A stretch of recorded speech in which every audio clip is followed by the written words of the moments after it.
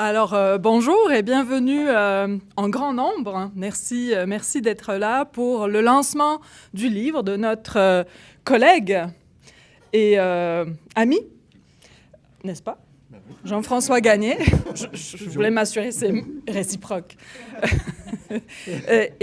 Donc, c'est un ouvrage qui a été publié dans la collection Le Monde en Poche. Le Monde en Poche, qui est une collaboration entre le Centre d'études et de recherche internationales de l'Université de Montréal, le CERIUM, et les presses de l'Université de Montréal. Une collaboration qu'on a depuis 2018 avec la première parution, j'ai vérifié, avec la première parution en 2019. Et depuis, nous avons publié 15 ouvrages, enfin, en incluant celui qu'on présentera aujourd'hui. 15 ouvrages, et donc ça roule bien, 2 ouvrages par année. C'est une collaboration qui est très fructueuse et qui se veut, donc dans ces petits livres tout mignon aussi, voilà. C'est une collection qui braque les projecteurs sur les enjeux de l'actualité, les enjeux internationaux, et qui se veut vulgariser la recherche scientifique, la recherche universitaire auprès du grand public. Mais grand public ne veut pas dire qu'on n'est pas rigoureux scientifiquement, bien au contraire. Il y a tout un comité éditorial qui lit tous ces manuscrits-là, un comité éditorial interdisciplinaire, et je vais les nommer, ces gens-là. Donc, il y a Karl Bouchard, Violaine Jolivet, Francis Gingras, excusez-moi, Francis Gingras, qui est directeur scientifique aussi d'EPUM et qui a remplacé Laurence Monet, qui nous a quittés en 2023. Quitté pour faire carrière à Lausanne, puis on lui souhaite beaucoup de bonheur. Merci pour la précision. Donc oui, et voilà, et Frédéric qui intervient tout à l'heure, mais Frédéric et moi-même. Et aussi, ces petits livres sont résultat aussi d'une production rigoureuse, il faut mentionner, donc de toute l'équipe d'EPUM, et plus particulièrement celle qui s'en va, donc la directrice des éditions, Nadine Tremblay, qui tient la collection de Main de fer. Elle ne m'entend pas, mais voilà. Donc, sans plus tarder, je vais passer le micro à mon collègue, néanmoins ami, Frédéric. C'est réciproque. Merci beaucoup, Magdalena. Évidemment, on va laisser à Hélène et Jean-François le privilège de parler du livre lui-même, mais je voulais peut-être, au nom des membres du comité éditorial, dire tout le plaisir qu'on avait eu à accueillir ce manuscrit, à le relire à de nombreuses reprises et à en voir aujourd'hui le résultat final. Je l'ai relu de nouveau ce week-end et je me suis dit que nous avions fait le bon choix.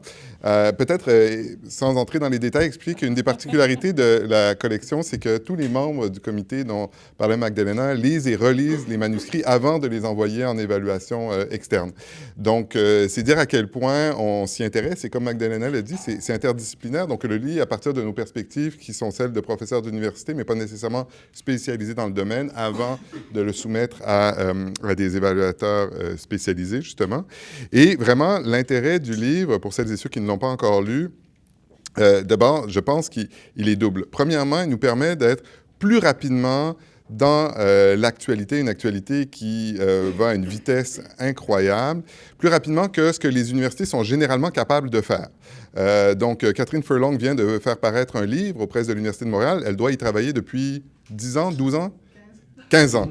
Et ça, c'est souvent le rythme de la vie universitaire, c'est-à-dire que nos projets de recherche sont très, très longs.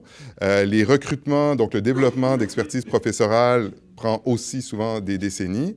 Et donc, quand il se produit des choses comme l'intelligence artificielle aujourd'hui, réagir rapidement, apporter un éclairage scientifique, c'est très difficile.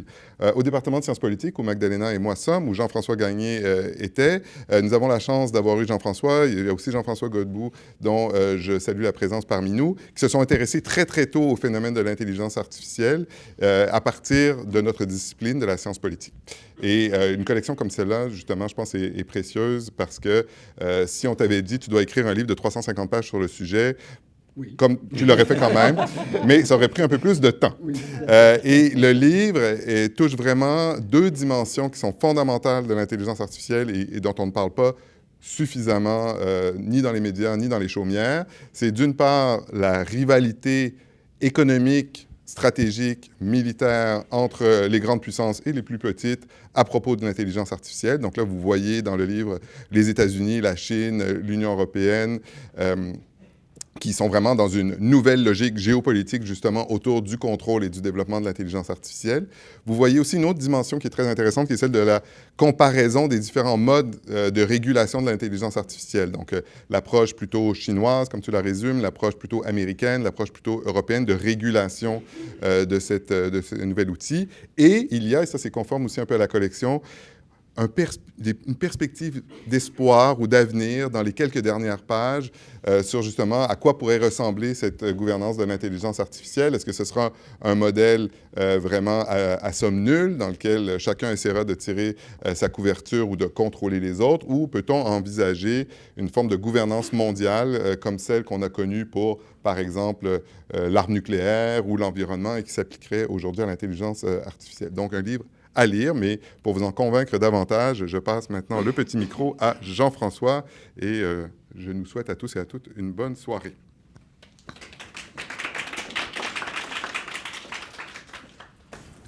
Bonsoir à toutes et à tous. Merci d'être venus si nombreux, nombreuses, d'avoir préféré venir vous enfermer dans cette salle plutôt que de profiter du beau soleil.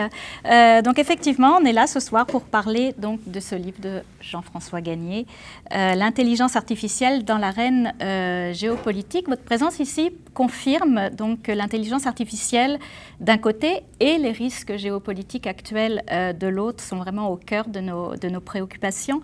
On parle beaucoup d'intelligence artificielle depuis des années maintenant, mais souvent sous l'angle technologique, sous l'angle économique ou même éthique.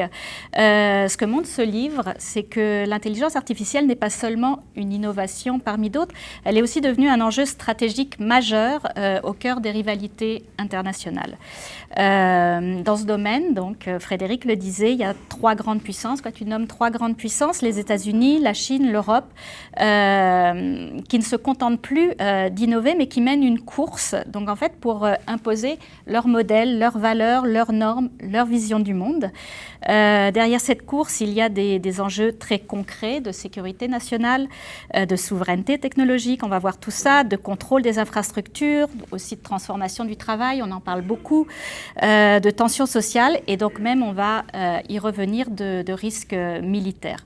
Donc le livre insiste aussi sur un point essentiel, on est entré dans un moment de grande incertitude et l'intelligence artificielle avance très vite, plus vite souvent que notre capacité à l'encadrer ou même à la réguler ou à comprendre toutes ses implications.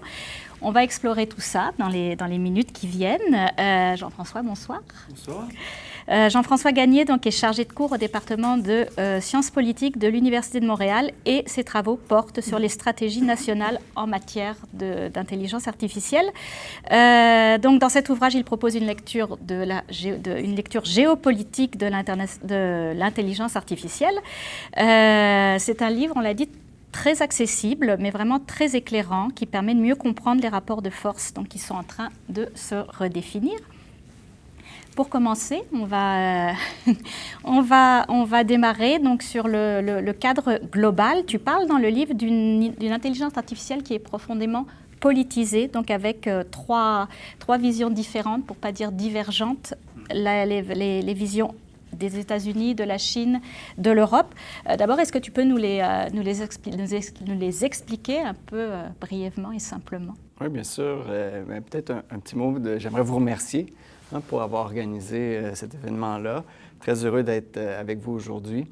Je pense que la première chose qu'on peut dire, c'est qu'il y a comme deux niveaux. Il y a un premier niveau où les gouvernements ont une lecture géopolitique, donc vraiment axée sur la compétition et non la coopération, met l'emphase sur les intérêts nationaux et pas nécessairement le bien-être des individus. Donc, ils partagent quand même certaines caractéristiques, certains éléments. C'est des éléments qui les divisent plus qu'ils les unissent. Au deuxième niveau, il y a effectivement différentes approches des stratégies, ou en fait, différentes approches liées au développement et au déploiement de l'intelligence artificielle.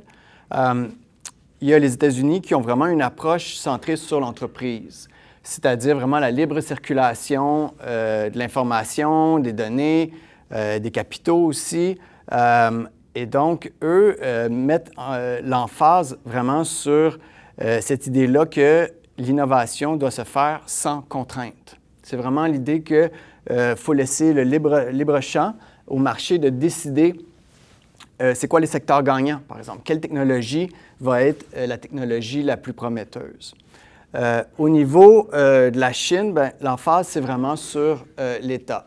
C'est-à-dire sur, évidemment, le Parti communiste, mais aussi toute la stabilité politique, évidemment, pour assurer la survie du Parti communiste. Le gouvernement chinois a depuis toujours non seulement insisté sur cet élément-là de stabilité, mais aussi sur l'idée de protéger son marché des firmes étrangères. Et cette idée-là de protection est ancrée dans ce qu'on appelle l'État retardataire, c'est-à-dire qu'ils veulent rattraper, ils veulent rattraper les États-Unis, ils veulent rattraper les pays industrialisés, et ça justifie en fait le fait de protéger le marché des différentes firmes étrangères. Et donc, ils vont imposer toutes sortes de contraintes, toutes sortes de lois pour empêcher les différentes firmes d'opérer sur le marché intérieur. Et enfin, on a l'Union européenne qui, elle, insiste davantage sur l'individu, sur la transparence, la vie privée, le côté plus responsable de l'intelligence artificielle. Elle insiste à travers, encore une fois, un peu comme la Chine, mais d'une différente façon, avec des contraintes, avec des règlements, des lois. Et elle aussi tient l'argument, pas l'État de retardataire, mais c'est pas juste une question de protéger les individus, mais c'est aussi une question de protéger son marché intérieur. Et donc, les différents règlements, comme le règlement général sur les données personnelles, visent en fait ou est pensé comme une barrière à l'entrée qui empêche les firmes d'opérer pleinement, si on peut dire, là, au niveau du marché. Ça, c'est le portrait général. Après, dans la pratique, il y a beaucoup de nuances qu'on doit apporter à travers ces différentes stratégies-là. Comme par exemple, les États-Unis sont de plus en plus interventionnistes, avec notamment le CHIP Act, et décide ou essaie d'orienter de plus en plus les secteurs dans lesquels il faut investir, même si avec Donald Trump, le deuxième mandat de Donald Trump insiste beaucoup sur la dérégulation, notamment essayer de passer outre toutes les règles environnementales, puis essayer d'empêcher les États de légiférer. Même chose pour la Chine. Au début, la Chine avait une posture très compétitive. Ils prétendaient ils voulaient être l'hégémon en matière d'IA à partir de 2030. Et maintenant, ils ont une posture plus axée sur le multilatéralisme. Donc, ils ont quand même réorienté un peu leur discours. Et l'Union européenne, elle, ils commencent de plus en plus à reconsidérer, en fait, ils étant la France, l'Allemagne et l'Italie, à reconsidérer un peu leur posture et essayer d'avoir une approche qui est davantage similaire à celle des États-Unis. Et donc, on voit différents portraits à ce niveau-là. OK, tu parlais de multilatéralisme. Est-ce qu'il y a d'autres modèles qui pourraient émerger, soit du Sud global, soit peut-être d'institutions d'acteurs non étatiques? La réponse simple, c'est non, selon moi. Mais c'est quand même intéressant de noter que parmi les premiers pays qui ont élaboré une stratégie nationale, on a Singapour, on a l'Inde, on a Singapour, puis on a les Émirats arabes unis. Ça reste quand même encore aujourd'hui des acteurs périphériques qui ont plus ou moins d'influence, mais on voit aussi d'autres pays comme le Kenya ou l'Afrique du Sud prendre de plus en plus de place. Et ça soulève des questions vraiment intéressantes comme est-ce que c'est possible de sauter des étapes? Est-ce que c'est possible d'aller plus vite dans le développement technologique? Donc ça, c'est quand même des choses qu'on doit surveiller. Il y a aussi, au niveau des acteurs non étatiques, on va en reparler tout à l'heure, c'est évidemment les entreprises, ils ont quand même un rôle, mais on va souvent en reparler tout à l'heure. Il y a eu une initiative quand même intéressante de Human Rights Watch liée aux armes autonomes, qui s'appelle Stop the Killing Robot, qui était en fait une alliance avec différents membres de la société civile, les chefs religieux, des États. Et c'était quelque chose de très pointu, très précis. Ça n'a jamais abouti pour différentes raisons là, qu'on pourra peut-être discuter à la période de questions ou plus tard. OK. Tu dis que les États-Unis restent quand même au-dessus de la mêlée, c'était tes propres termes, mais que la Chine donc rattrape rapidement son retard en étant plus créative et plus innovante. Est-ce qu'on peut commencer à parler de bipolarité ou est-ce que les États-Unis sont quand même encore vraiment au-dessus de la mêlée? Oui, c'est une bonne question parce que il y a beaucoup de débats en fait sur comment on évalue les capacités de l'un et de l'autre. Et tout dépendamment de quel indicateur on utilise, on a différentes réponses. Et un cas classique, quand on parle d'innovation technologique, c'est la question des brevets. Hein? Si on regarde les brevets, par exemple, au niveau de l'intelligence artificielle, bien, on voit que la Chine domine largement les États-Unis. Mais les Américains ou les entreprises américaines, eux, ne sont pas tant intéressés par la question des brevets, mais privilégient le secret commercial comme façon de protéger, entre guillemets, leurs actifs. Ils privilégient le secret commercial parce que pour eux, le brevet implique nécessairement une dimension publique, c'est-à-dire afficher le modèle, afficher les lignes de code, etc. Et là, à partir de cette information-là, bien, ça devient plus facile de ce qu'on appelle en anglais gamer un peu le modèle ou juste le réutiliser puis en ajoutant quelques éléments. Donc c'est vraiment difficile de déterminer qui est où est rendu. Par contre, en règle générale, on s'entend que le talent est super important. C'est vraiment un élément central pour évaluer là, les capacités d'un pays. Traditionnellement, les États-Unis étaient le pôle d'attraction majeur pour le talent à travers le monde. C'est moins vrai aujourd'hui avec Trump. Ils ont de plus en plus de difficultés à attirer les talents, notamment les talents chinois, qui sont quand même en grand nombre aux États-Unis. Et donc, on voit que la Chine, de plus en plus, est en mesure de rapatrier cette diaspora-là, cette compétence-là. Et donc là, ça leur donne quand même un avantage assez intéressant, d'autant qu'ils sont en mesure de diplômer de plus en plus de gens et de former des talents de très haut niveau à l'intérieur même de la Chine. Donc ça, c'est un élément qu'il faut considérer. Un autre élément, c'est leur capacité d'innovation technologique. On associe beaucoup la Chine à un pays centré sur les produits manufacturiers à faible valeur ajoutée avec les bas salaires. Ce n'est plus le cas maintenant aujourd'hui.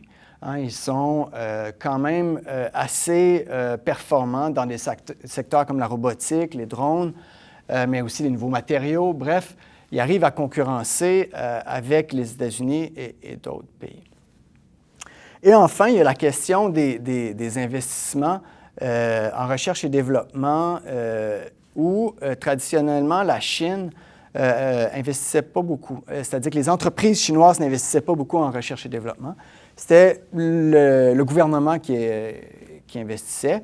Puis le modèle classique qu'on retrouvait en Chine, en fait, c'est que le gouvernement établissait les orientations, les différents centres de recherche ou chercheurs au sein des universités exploraient ces pistes-là. Une fois qu'il y avait un filon intéressant, ça se transformait en start-up, puis là, ça émergeait. Donc, aujourd'hui, ce qu'on voit, c'est que les grandes entreprises comme Tencent, Alibaba, Baidu investissent de plus en plus en recherche et développement, mais ils sont très loin de Facebook, Google, etc. encore. Donc, quand on va voir des niveaux relativement équivalents, on risque d'avoir un autre portrait. Ceci dit, je pense ce qui démarque vraiment les deux pays, c'est l'adoption de l'IA au sein des organisations, au sein des entreprises.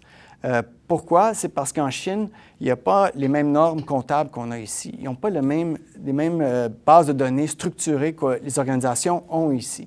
Et ça, c'est central pour la diffusion de l'intelligence artificielle au sein des organisations. Puis c'est ça qui va faire la différence. Ce n'est pas vous et moi qui avons un petit téléphone avec une intelligence artificielle. C'est comment l'intelligence artificielle va s'intégrer au processus des différentes organisations. C'est ça qui va vraiment faire la différence. OK, tout ça, ça pose aussi la question de la chaîne de valeur. Puis tu dis dans ton livre quelles sont les chaînes d'approvisionnement, pardon, pas chaînes de valeur, qu'elles sont très complexes, interdépendantes et très vulnérables. Qu'est-ce que tu entends par là?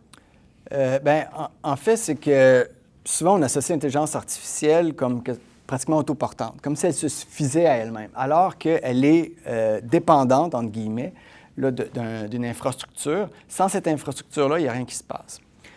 Et cette infrastructure-là, elle est extrêmement complexe, extrêmement diversifiée.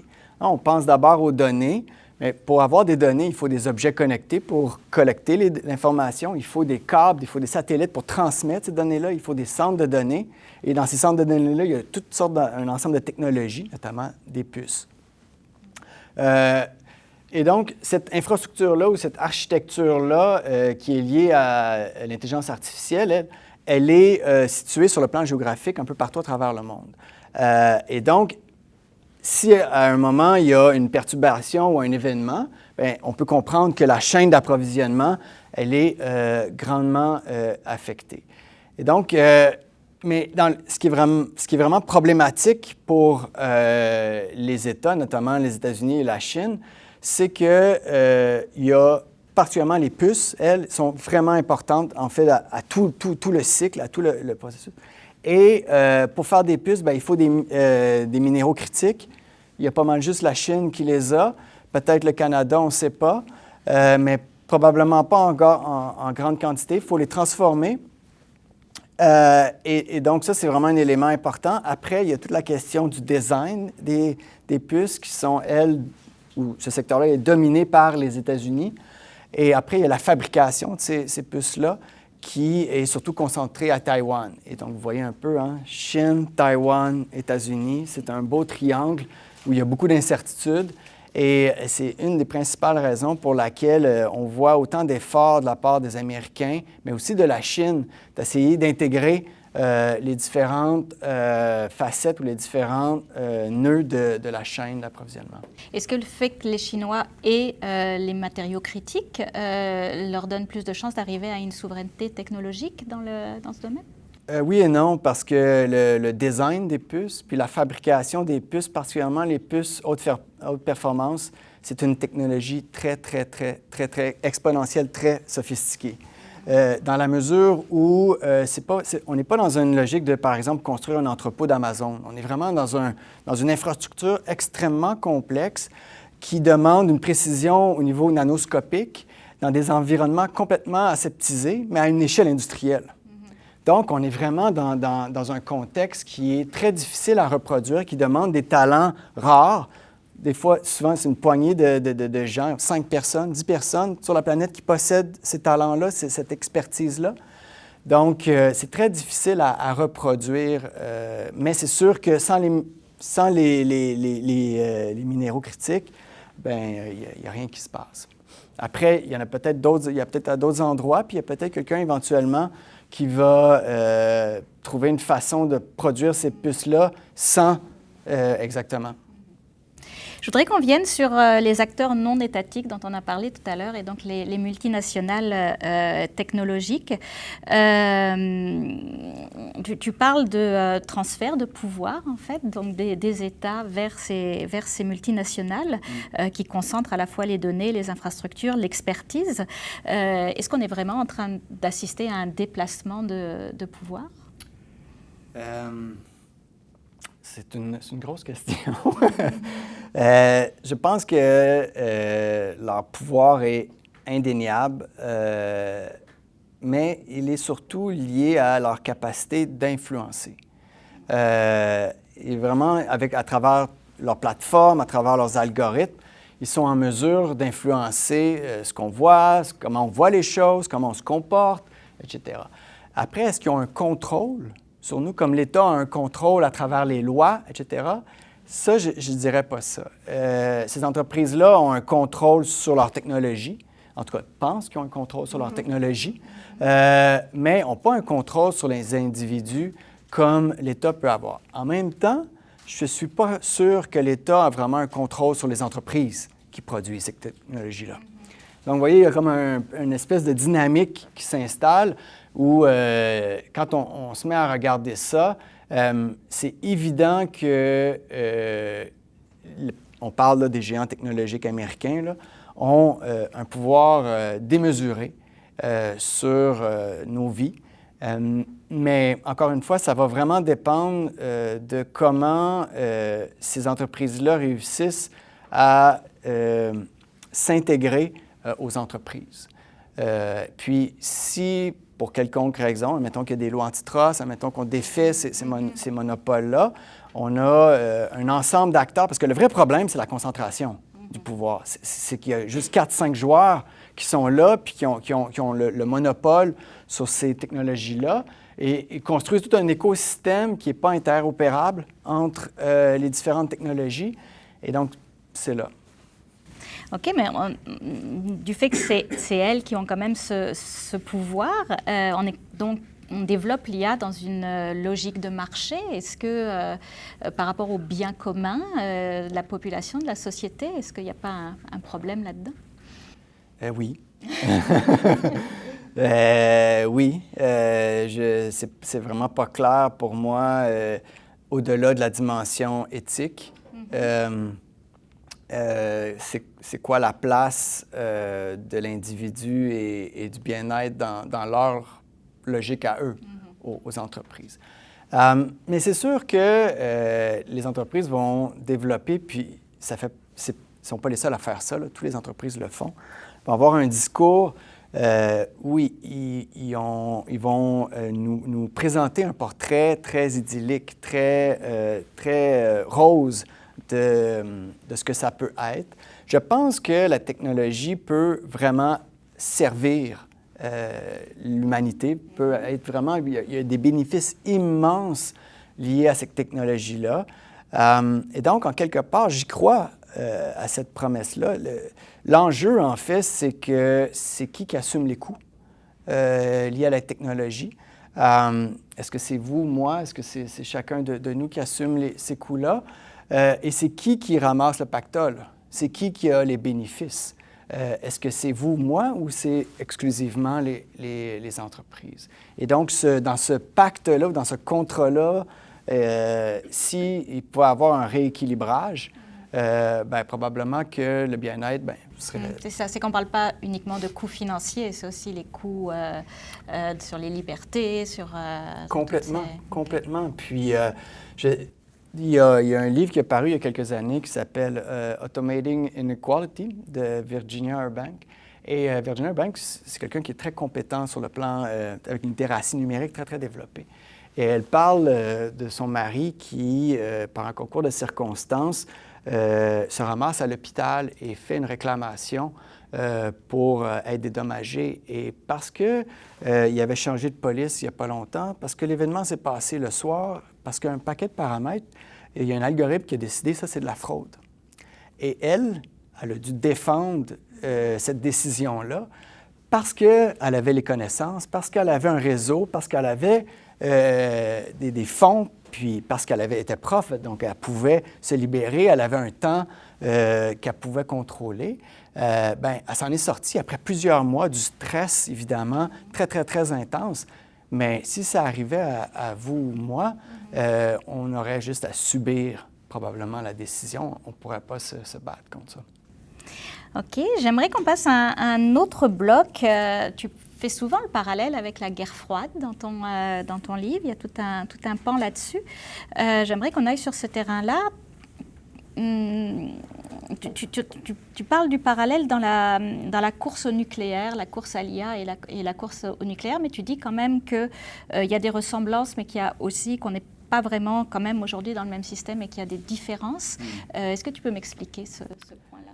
Oui, en fait, c'est une analogie. Hein. Donc, l'idée, c'est de prendre cet exemple historique que tout le monde connaît pour mieux se situer, pour mieux comprendre ce qui se passe aujourd'hui.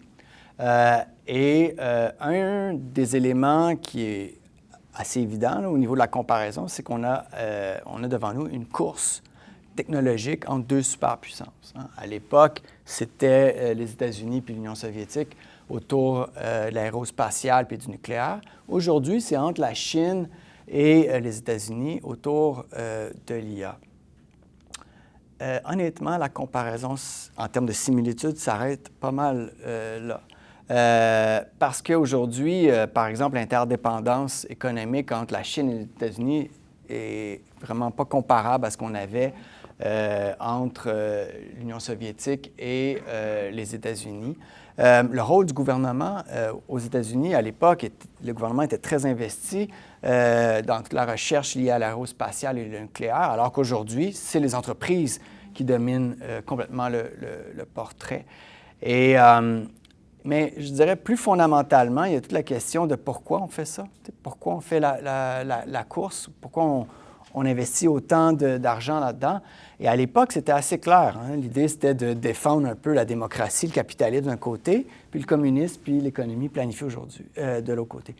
Aujourd'hui, en tout cas personnellement, c'est pas clair pour moi pourquoi on fait ça. Pourquoi on fait cette course-là, pourquoi on investit autant en intelligence artificielle. Le projet de société, pour moi, est vraiment pas clair. Et donc, voilà. OK, il y a peut-être une analogie si on pense à l'IA et toutes les applications militaires qu'elle peut avoir. On peut aller sur ce terrain-là. Tu parles d'armes autonomes, de risques de prolifération. Aujourd'hui, il y a plusieurs conflits mondiaux d'envergure en ce moment dans le monde. Je ne sais pas si tu peux nous répondre à ça. C'est pas dans le livre, mais c'est quoi aujourd'hui la situation de l'utilisation de l'IA sur les fronts? Mais en fait, en raison de la dimension militaire, il y a beaucoup de secrets. Donc, c'est très difficile de répondre à cette question-là. On peut juste voir un peu de manière anecdotique ce qu'on voit sur le théâtre des opérations, exactement. Pour le moment, ce qu'on voit, puis ce qu'on sait, c'est qu'il y a beaucoup d'investissement qui est fait au niveau militaire dans les technologies liées à l'intelligence artificielle. Et que la majorité des technologies qu'on voit, c'est des technologies qui sont relativement faciles, entre guillemets, à intégrer. Hein, c'est des technologies qui ne demandent pas un haut degré de sophistication. Par exemple, un drone. Je veux dire, transformer un drone pour un usage militaire versus un usage commercial, c'est pas si compliqué que ça quand on connaît la mécanique.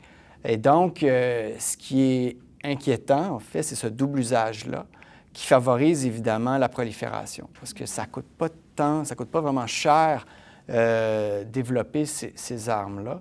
Même chose pour les armes cyber qui sont de plus en plus utilisées. Donc, la grande inquiétude, je pense, c'est que un modèle pour développer de nouveaux médicaments peut développer une arme chimique ou biologique. Et donc, à partir de là, on a des enjeux quand même assez sérieux. Et l'autre grand enjeu pour moi, c'est toute la question de la militarisation de la société. C'est-à-dire que de plus en plus, on voit par exemple la police utiliser des technologies militaires. Et comment ce développement technologique-là se diffuse au sein de l'État, particulièrement au sein de l'appareil coercitif et judiciaire. Et ça, bien évidemment, on parle de surveillance, puis on parle de grands défis pour la démocratie. Le fait que ce soit simple, tu disais de transformer un drone commercial en drone militaire, ça veut dire que aussi des acteurs non étatiques peuvent le faire. Donc il y a aussi tout ce problème-là. Oui, et j'irai un peu plus loin. Là, quand on parle d'acteurs non étatiques, on pense souvent aux organisations criminelles ou terroristes, mais ça peut juste être une personne qui peut avoir autant d'impact. Donc, oui. OK, ça fait un peu peur, mais on va aller justement sur la population et l'acceptation sociale. Tu parles d'acceptation sociale et pour l'instant, on a beaucoup parlé des puissants, là, des États, des multinationales, mais si on se place maintenant du point de vue de la population, tu dis que l'acceptation sociale est un angle mort important dans les stratégies actuelles. Qu'est-ce que tu entends par là? En fait, c'est que, puis encore là, ça demande plusieurs nuances, là, mais pour résumer, c'est que la majorité des gouvernements semblent davantage préoccupés par leur statut, leur prestige, que parce que la population pense. Et ça, éventuellement, je pense que ça va se retourner contre eux. Parce que pour adopter une technologie, il faut que la population embarque. Sinon, il faut l'imposer. Mais imposer une technologie à l'échelle de la société à travers les différentes organisations, je pense que c'est vraiment une recette pour la catastrophe, là. Ou en tout cas. Donc, éventuellement, il va falloir que les gouvernements s'intéressent davantage à l'opinion publique, à ce que les gens pensent. Pour le moment, j'ai l'impression que c'est pas pour... une des principales raisons pour laquelle les gouvernements ne s'intéressent pas à ça, c'est que l'opinion publique n'est pas encore mobilisée autour de ces grands enjeux-là. Et qu'est-ce qui pourrait faire en sorte qu'ils se mobilisent? Ça va prendre probablement un impact majeur à court terme, donc quelque chose de vraiment important, un choc très important. Et donc, après ça, est-ce que ça va se produire? Je ne suis vraiment pas convaincu parce que ce que je vois à l'heure actuelle, c'est davantage une technologie qui s'intègre graduellement. On a l'impression que ça va vite effectivement, là, mais on voit la technologie qui s'intègre de manière très silencieuse, entre guillemets. Et donc, on n'a pas l'impression qu'il va y avoir un phénomène, un choc, vraiment quelque chose, exactement, vraiment un événement là, qui va vraiment marquer les esprits, qui va servir d'étincelle. Après ça, si soudainement il y a une avalanche de licenciements massifs, par exemple, ça va sûrement jouer dans la balance, en particulier si ça concerne les jeunes, parce que c'est eux qui descendent beaucoup dans la rue. Et donc, s'il y a beaucoup de jeunes qui, soudainement, ont plus ou moins un avenir devant eux, c'est possible que là, le gouvernement doit revoir un peu sa stratégie, puis porter une attention à ce qui se passe à l'intérieur au lieu de juste se concentrer à ce qui se passe à l'extérieur, puis la question de prestige, puis de statut. OK, justement, sur la question de l'emploi, là, tu dis que dans ce domaine, tu expliques que l'IA peut être soit une technologie de remplacement, soit une technologie complémentaire. D'abord, est-ce que tu peux nous en dire plus là-dessus? Oui.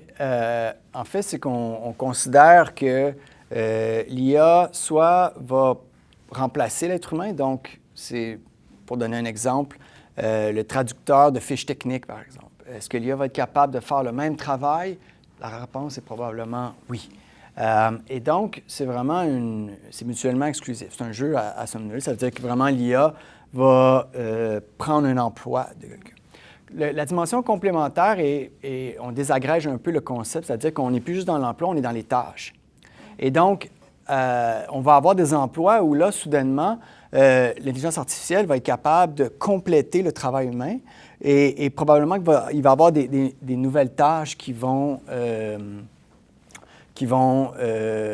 émerger de tout ça.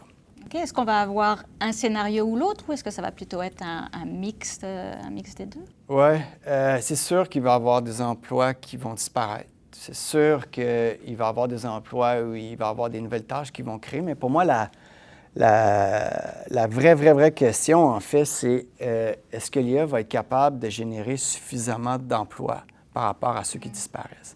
Puis pour faire ça, il faut que l'intelligence artificielle crée des secteurs industriels au complet. C'est pas juste un emploi à droite et à gauche. Et donc, si l'intelligence artificielle réussit à faire ça, bien, je pense que ça va bien aller. Et si on prend par exemple les entreprises technologiques, hein, qui là font quand même des licenciements massifs avec des gens qui ont des diplômes, des gens qui sont à l'université et des gens, des informaticiens pour beaucoup.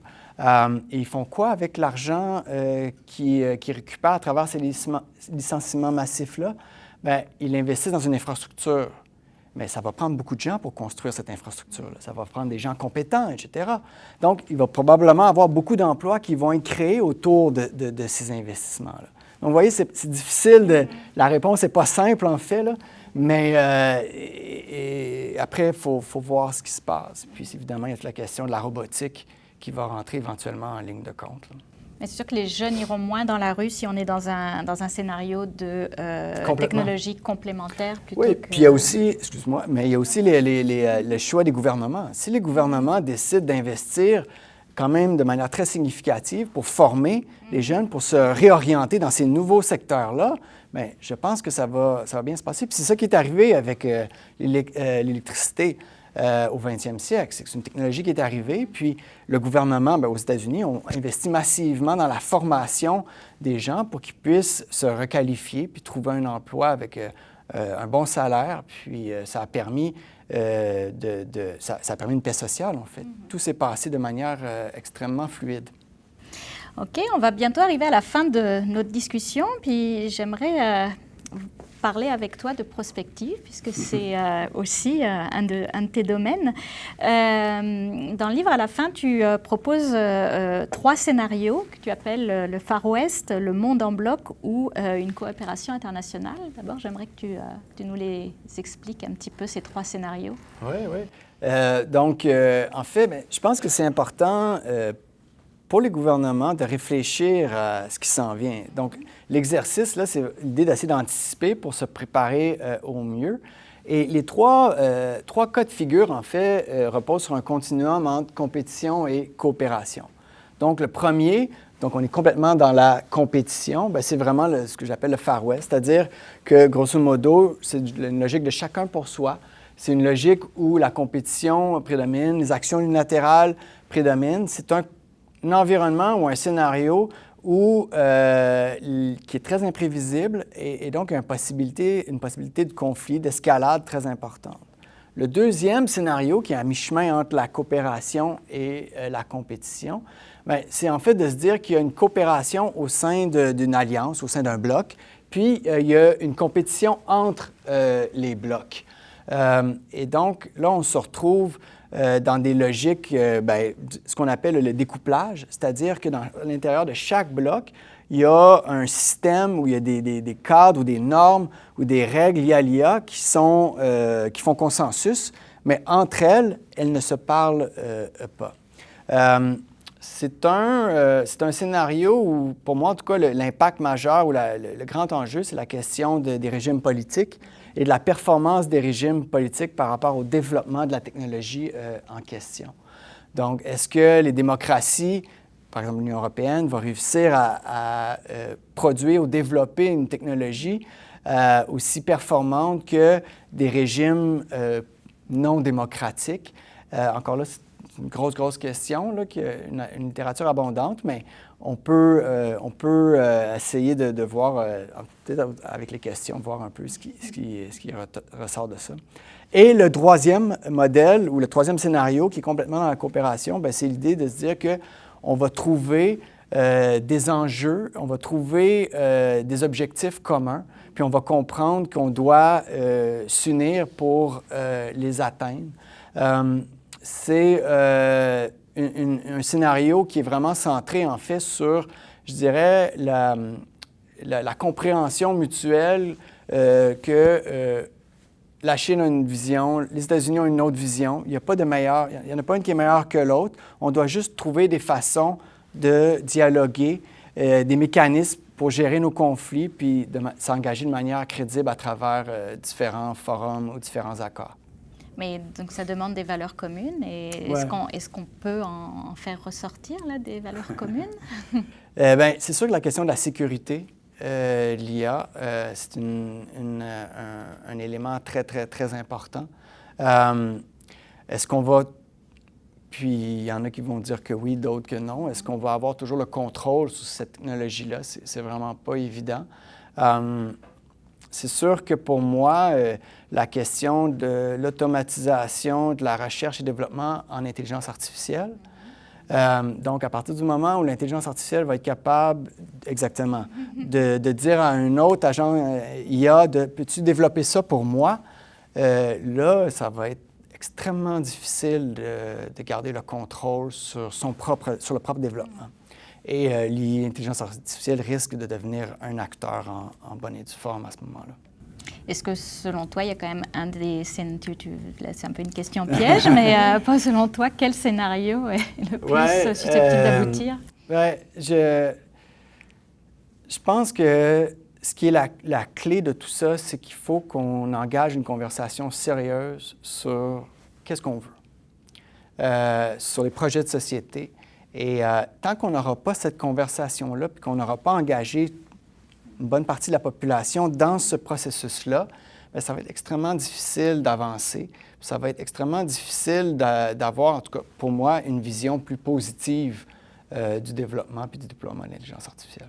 Et ça pose aussi toute la question de la régulation. Est-ce qu'on a assez de régulation aujourd'hui? Oui, bien, le vrai problème, c'est un problème plus de volonté politique, je pense. C'est-à-dire que il y a des règles, puis c'est sûr que l'intelligence artificielle évolue très, très vite et c'est difficile de l'encadrer. On le voit avec l'Union européenne. L'Union européenne, quand ils ont fait leur loi européenne sur l'IA, c'est un processus qui s'est échelonné sur 4-5 ans. Et là, soudainement, ChatGPT est arrivé et là, ils ont dû reconsidérer plusieurs éléments. Et donc, c'est très, très difficile d'encadrer l'intelligence artificielle dans sa globalité. Mais je pense que, honnêtement, à partir du moment où on va décider qu'on veut l'encadrer, puis que non seulement les élites y croient, mais la population presse les élites de le faire, je pense qu'on s'en va dans la bonne direction. OK, merci. J'ai une dernière question, mais je la poserai après la période de questions, justement, en conclusion. Donc, la parole est à vous. Oui. Merci. La question sur la consommation énergétique. Est-ce que la demande en énergie pour tous ces centres de données va poser aussi un défi et un mur peut-être devant le développement de l'IA? Oui. Et puis au niveau de l'acceptation sociale, par exemple, c'est très important. Je veux dire, un centre de données, quand on met ça dans une communauté, ça change beaucoup de choses. Ça a des impacts environnementaux très, très visibles, mais ça a aussi des impacts sur tout le village ou la ville qui vit autour. Après ça, c'est qu'on part avec le postulat qu'on est dans le même paradigme qu'à l'heure actuelle. Et il n'y a rien qui dit qu'on ne va pas trouver des façons de consommer moins d'énergie pour arriver à la même finalité. Et donc, c'est de l'innovation dans la contrainte. Je veux dire, à partir du moment où les grandes entreprises voient que c'est juste pas possible, bien, ils vont mettre leurs meilleurs éléments ou l'intelligence artificielle, pour essayer de trouver des solutions à ce problème-là. Et avec les ressources qu'ils ont, je pense qu'ils peuvent arriver à des propositions, à des solutions de manière très, très, très rapide à ça. Mais oui, il y a des contraintes physiques, puis on ne peut pas contourner le fait que le système électrique n'est pas fait pour absorber une augmentation phénoménale de centres de données. Ça, c'est sûr. Puis, encore une fois, il n'y a pas juste la question très fonctionnelle de l'énergie, mais il y a est-ce que les gens vont être d'accord? Est-ce que les gens vont dire oui, c'est bien, alors que là, on voit aux États-Unis qu'il y a des populations qui se soulèvent ou qui manifestent leur désaccord et que là, les élus n'ont pas le choix, s'ils veulent garder leur poste, de dire, bien, malheureusement, non, merci, ça sera pour une prochaine fois. Merci. Oui. Oui, bonjour, merci pour la conférence. Je travaille au gouvernement fédéral, je suis ici en mon nom personnel, mais je m'intéresse un peu à la position du Canada. Donc, je sais que vous avez concentré surtout sur l'Union européenne, la Chine et les États-Unis. Est-ce que vous pourriez nous parler un petit peu de ce que vous avez vu dans vos recherches sur la position du Canada, puis comment le Canada et le gouvernement canadien utilisent l'intelligence artificielle? artificielle ou ce qu'ils projettent à l'image internationale là-dessus? Oui, c'est sûr qu'au Canada, on est super bon en recherche. Hein. Puis on l'était, puis on l'est encore super bon en recherche. Le problème avec le Canada, c'est le transfert de cette recherche-là sur le plan commercial, sur le plan de l'adoption. Et ça, c'est un problème complexe. Là. On pourrait peut-être en discuter. Mais éventuellement, il va falloir, puis c'est délicat parce que les ressources sont limitées. Et donc, est-ce qu'il va falloir réduire les sommes qu'on investit en recherche pour favoriser l'adoption? Ou on augmente le budget, il va falloir faire des choix. Il y a des choix difficiles à faire pour la suite des choses, mais c'est sûr qu'il faut investir, il faudrait investir davantage dans les capacités d'adoption des entreprises. Et c'est sûr que ce n'est pas juste au gouvernement de faire ça, c'est aux entreprises aussi de le faire. Et typiquement, les entreprises au Canada, puis au Québec aussi, n'investissent pas beaucoup en matière de recherche et développement. Puis en matière d'adoption, on se fie au gouvernement avec les subventions, etc., alors qu'il va falloir qu'ils prennent des risques, comme ailleurs. Merci. Oui. Frédéric? Ah bon, OK. C'est dans la continuité de la question précédente. On voit toutes les difficultés que l'Union européenne a développé une stratégie industrielle en matière d'intelligence artificielle. Ils ont développé un règlement qui est protecteur des droits individuels, mais évidemment, les Américains leur disent très bien, mais comme ça, vous n'aurez jamais de secteur significatif, un peu à l'image de ce qui s'est produit pour les plateformes dans la génération précédente. Est-ce que c'est possible d'imaginer une stratégie industrielle qui permette d'aller à une certaine échelle, mais qui soit quand même régulatrice, qui ne soit pas juste le Far West, justement? Ouais. Et si la question se pose pour l'Union européenne, qu'en est-il d'un petit pays comme le Canada? Est-ce qu'on est condamné à être juste des utilisateurs, mais jamais des acteurs économiques dans ce domaine-là?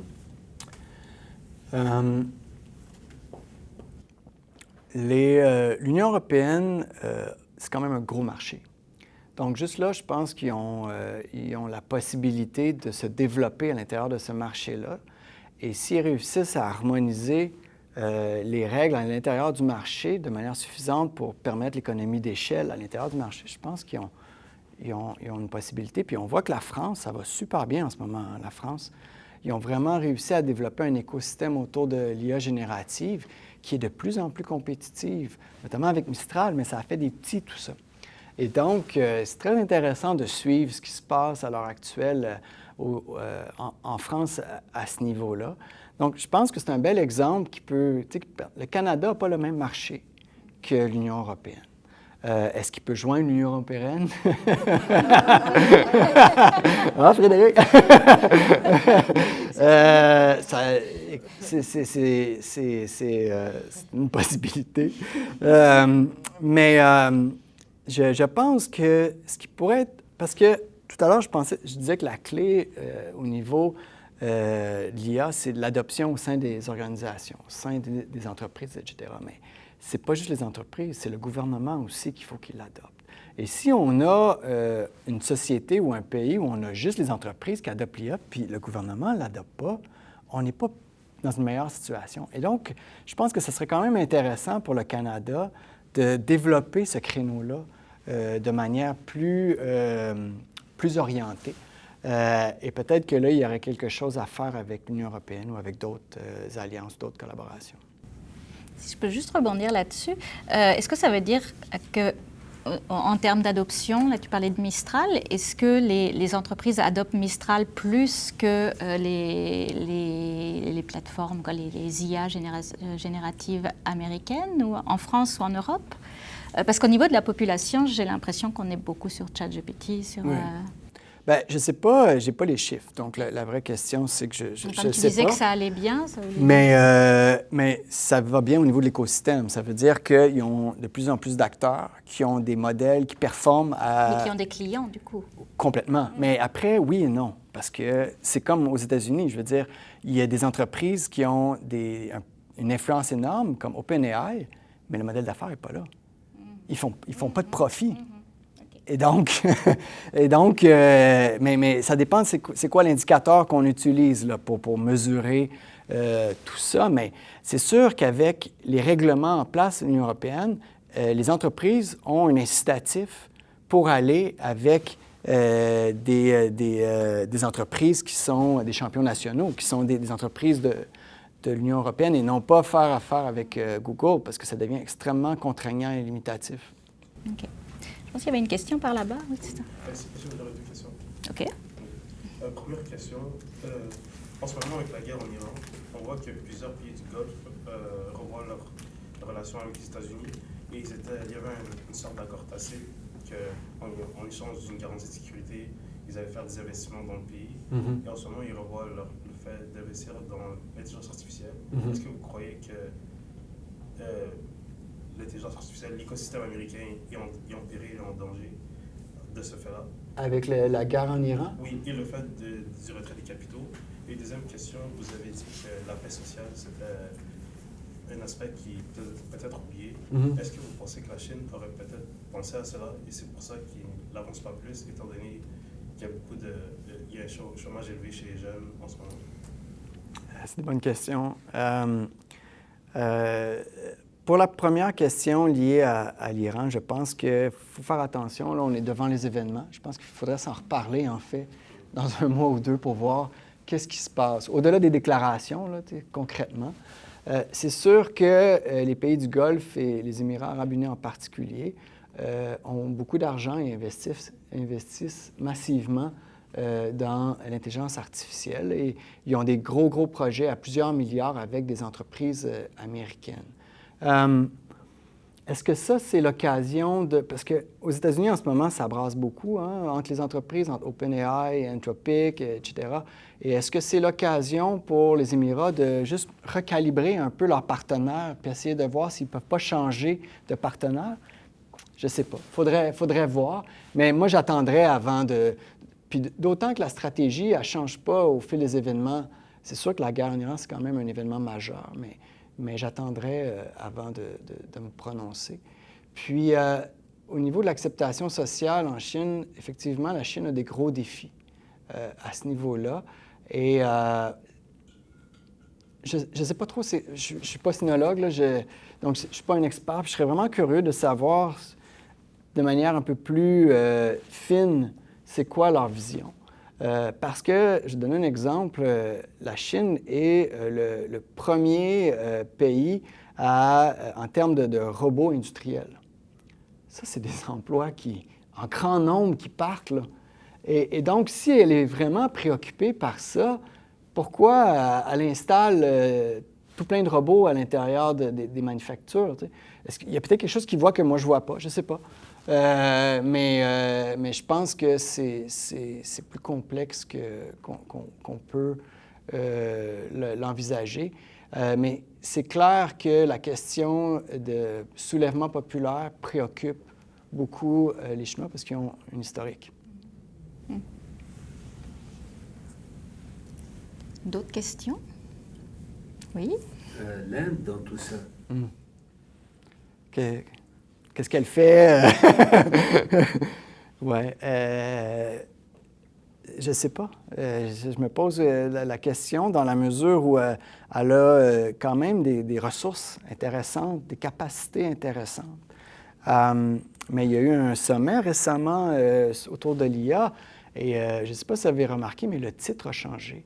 On n'est plus autour de safety, donc sécurité, on est davantage dans l'impact. Et la photo qui a beaucoup circulé là, sur les médias, c'est quoi? C'est le chef d'État qui lève les bras avec qui? Bien, avec les grandes entreprises américaines. Donc, dans quelle mesure l'Inde a vraiment une approche qui lui est propre, a vraiment une vision qui lui est propre? Je ne sais pas. Quand tu parlais des trois, du scénario, le scénario médian, là, avec des blocs. Donc ce serait autour des 3 blocs que sont la Chine, l'Union européenne et les États-Unis, mais avec d'autres acteurs étatiques qui rentreraient dans ces blocs. Ben, éventuellement, il y a des choix qui vont devoir être faits, notamment le Canada, où le Canada va se positionner si ces blocs-là s'articulent. On n'est pas là, hein?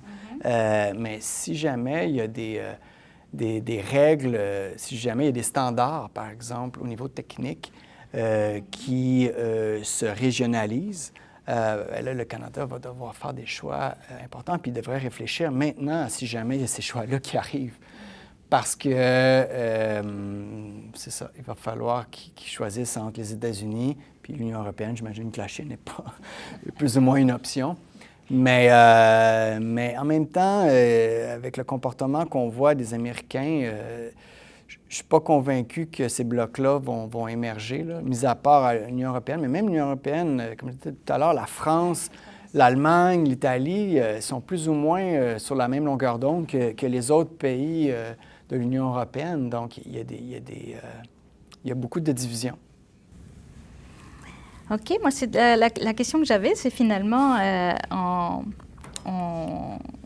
t'écouter, quelquefois, ça fait un petit peu peur. Est-ce que toi, quand même, t'es optimiste ou t'es plutôt inquiet par rapport à la suite, puisque tu es beaucoup dans la prospective? Oui. Bien, en fait, dans la prospective, on fonctionne avec le pluriel, hein? Donc, on n'est jamais en train de se dire un scénario va se produire. On fonctionne avec une multitude de scénarios. Puis, l'idée, c'est de se préparer en fonction de ces différents scénarios-là. C'est sûr que le pouvoir des géants technologiques américains, puis en particulier, en fait, des personnes, c'est pas nécessairement l'entreprise, mais c'est vraiment les personnes qui sont, on va se le dire, relativement homogènes, hein, en termes de vision puis de perception de ce que la technologie devrait être, puis ce que le monde devrait être. Moi, personnellement, cette concentration-là m'inquiète. En même temps, puis comme je l'ai dit tout à l'heure, je pense qu'il y a beaucoup de potentiel lié à la technologie. Je veux dire, au niveau de la santé, même au niveau de l'environnement, pour résoudre nos problèmes, je pense qu'il y a énormément de potentiel. Puis comme je l'ai dit tout à l'heure, pour moi, la clé, c'est qu'on doit réfléchir ensemble à qu'est-ce qu'on veut. C'est quoi notre projet? Pourquoi on s'investit là-dedans? Pourquoi on dépense autant de ressources? Et à partir de là, je pense qu'on va aller dans la bonne direction. Mais à cette question, il y a autant de réponses que de groupes. En fait. Mais c'est correct. Okay. De vivre avec l'idée, bien oui, parce que je pense qu'un des problèmes qu'on a, c'est qu'on a l'impression qu'il y a une vision qui est supérieure à l'autre, puis qu'on essaie d'écraser l'autre vision. Mais si on accepte le fait qu'il y a une pluralité de visions qui sont acceptables, qui sont correctes, bien, je pense qu'on peut apprendre à vivre ensemble. OK. J'ai aucune notion de l'heure et où est-ce qu'on en est dans l'heure. 6h12. 6h12. Est-ce qu'il y a d'autres questions que ça soulève? Oui. Étant donné que ces compagnies-là, en fond, comme oui, génèrent incroyablement de revenus. On achète Google, c'est plus de 300 milliards par année. Puis, est-ce que, dans le fond, on a tout scrappé comme ton livre, là, est-ce que, justement, cadrer ça selon l'État-nation est la bonne manière ou ça devrait être, tout le discours devrait être cadré en fonction des compagnies qui se battent entre eux autres? Jusqu'au jour où les entreprises vont... Si demain matin, les entreprises écrivent les lois, je dirais oui. Mais là, à l'heure actuelle, ils n'écrivent pas les lois. L'autre chose qu'il faut réfléchir, puis je n'ai pas nécessairement de réponse, c'est que pour moi, l'État-nation a un ancrage dans un territoire, donc a des lois sur un territoire, alors que les entreprises ont un ancrage sur un environnement numérique. Hein? Et donc, c'est l'interaction entre ces deux environnements-là qui est quand même intéressant, puis de savoir lequel colonise lequel. Est-ce qu'on essaie de vouloir être dans l'environnement numérique ou de reproduire l'environnement numérique dans la réalité ou inversement? Et donc, je pense qu'une partie de la réponse de votre question, c'est essayer de réfléchir à cette interaction-là entre les deux environnements, les deux espaces qui, pour moi, n'obéissent pas à la même logique puis au même rapport de force. Merci beaucoup, c'est très intéressant. Juste pour faire suite un peu à la question, je trouve ça intéressant, votre réponse, genre, les entreprises dans l'espace numérique, les États dans un espace de l'État territorial. Et donc, je me posais un peu la question, je ne sais pas si ça a à voir ou non, mais avec cette, disons, space race qui se redémarre. Ouais. Et là, on avait un moment où ça semblait être les entreprises, entre autres SpaceX avec Elon Musk et tout. Et là, les fusils écrasés, ça allait nulle part. Et là, on a l'impression qu'il y a peut-être une reprise par les États, je ne sais pas où. Parce qu'une partie de cela aussi, c'est cette conquête des minéraux, stéroïdes, je ne sais pas trop quoi, qui vont venir supposément alimenter toute cette infrastructure numérique. Veuillez comprendre. Moi, quand j'ai commencé à m'intéresser à l'intelligence artificielle de manière plus sérieuse ou concrète, c'est en 2016, après que j'ai visionné une entrevue entre deux personnes assez, atypiques, qui sont Ray Kurzweil, celui qui est responsable de l'innovation chez Google, et Peter Diamandis, qui est responsable du X-Prize, puis de différents projets, beaucoup liés là, à la santé. Et pourquoi je vous raconte ça? C'est parce que quand j'ai écouté cette entrevue-là, je me dis, mais d'où ils viennent? C'est quoi? Je ne comprenais pas. C'était tellement en dehors de la réalité que moi, je connaissais.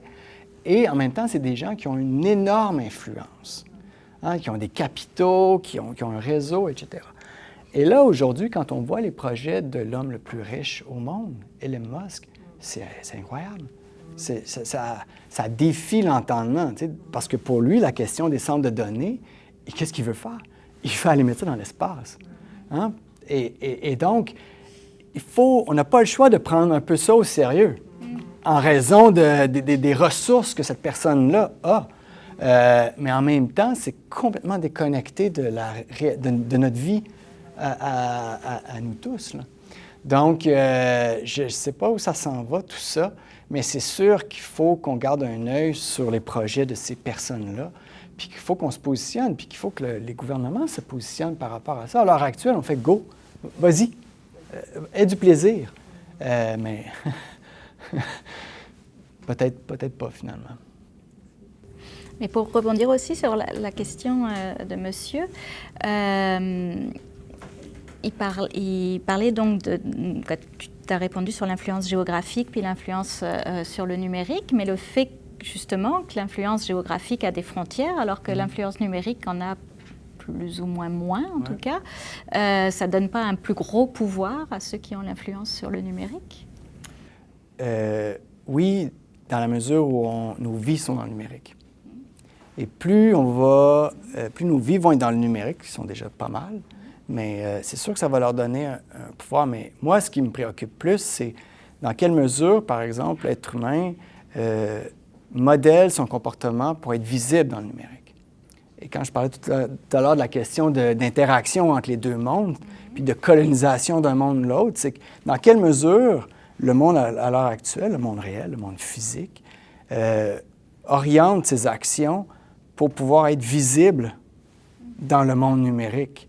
Et c'est sûr que dans le monde numérique, c'est d'autres règles, d'autres principes. Et c'est là où est-ce qu'on veut ressembler à la machine ou on veut que la machine nous ressemble. C'est un peu ça, là, en fait, de manière très caricaturale, là, c'est un peu ça le dilemme ou la question, là.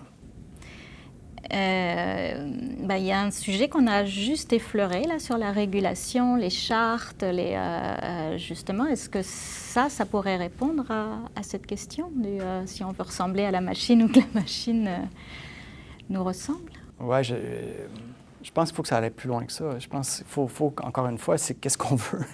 Qu'est-ce qu'on veut faire? Pourquoi on fait ça? Puis l'idée du livre est un peu ça aussi. L'idée de pourquoi j'ai voulu écrire ça, c'est parce que je pense que c'est important que la population en général s'implique dans le débat, puis se mette un peu à réfléchir, puis pas avoir peur. Parce qu'au début, on pensait que c'était juste les experts qui pouvaient parler d'intelligence artificielle, alors qu'on devrait tous avoir le droit de parler d'intelligence artificielle.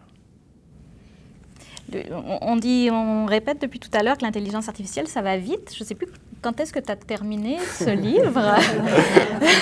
Oui, j'ai eu beaucoup de misère à l'écrire, entre autres parce que ça va, évolué ça va très, très vite. Je pense qu'il n'est pas trop dépassé. Là. Je pense qu'il tient la route. Là, est-ce qu'il y a eu des événements depuis qui te paraissent importants puis qui mènent sur des éléments de réponse aux questions que tu as dans le livre? Bien, c'est sûr que le développement d'une intelligence artificielle qui est proche de l'être humain est de plus en plus à nos portes. Et ça, j'en parle pas tant dans le livre. Là. Je pense que notre estimé collègue Sean Benjo en parle beaucoup. Mais ça, c'est un gros sujet, puis c'est un sujet qui est complexe et difficile. Puis je ne l'aborde pas vraiment dans le livre, mais je pense qu'en règle générale, je suis assez content, en fait, que le livre semble avoir survécu aux derniers 6 mois. On va voir les prochains 6 mois si ça passe l'épreuve des mois. Parce qu'on est dans ces logiques-là avec l'intelligence artificielle. On n'est pas dans les logiques d'années ou de décennies, encore moins. Est-ce qu'il y a d'autres questions? Oui. Oui, juste une autre question par rapport à quand vous avez utilisé l'Iran comme... pas l'Iran, pardon. Les autres pays, là, je les avais nommés tout à l'heure, que vous avez utilisé pour vos études de cas. Mais je rebondirais sur la question ici sur l'Iran. Vous avez parlé aussi de valeurs, de démocratie, d'un modèle complémentaire, disons, à la tâche de l'humain, de l'employé au sein de l'organisation. Quelque chose qui m'intéresse particulièrement, c'est la désinformation, l'utilisation de fausses informations, et même, je dirais, par rapport à l'Iran, par exemple, les vidéos qu'ils ont utilisées, ça évolue très vite. Donc, évidemment, moi, j'étudie à l'Université de Montréal, je suis très contente de mon esprit critique qui vient d'ici. Donc, je l'utilise à tous les jours quand je regarde des informations comme ça. Mais, par exemple, je me pose beaucoup de questions quant à l'influence de ce matériel-là qui peut sortir, ne serait-ce que pour voir un médecin qui n'est pas un médecin, ou voir d'autres gens apparaître sur nos écrans. Donc, peut-être, je ne sais pas si ça a touché un peu ce que vous explorez dans le livre, là. Je ne l'ai pas lu en tout cas. Mais je pense que ce que vous soulevez, en fait, souligne l'importance d'introduire l'intelligence artificielle dans la formation. Je pense que c'est ça la clé, là, en fait, c'est qu'on devrait tous être formés.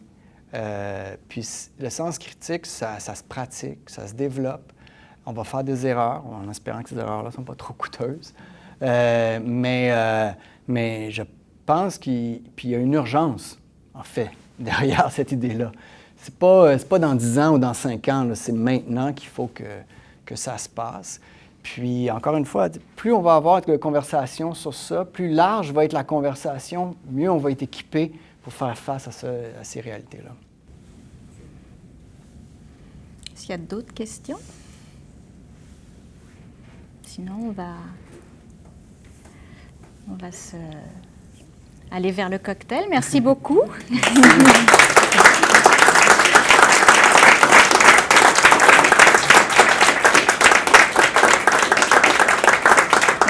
Merci Jean-François. Merci au nom de la Maison des Affaires publiques et internationales. Je vous remercie d'être venu. Puis je vous propose de continuer autour d'un petit verre. Merci. Merci.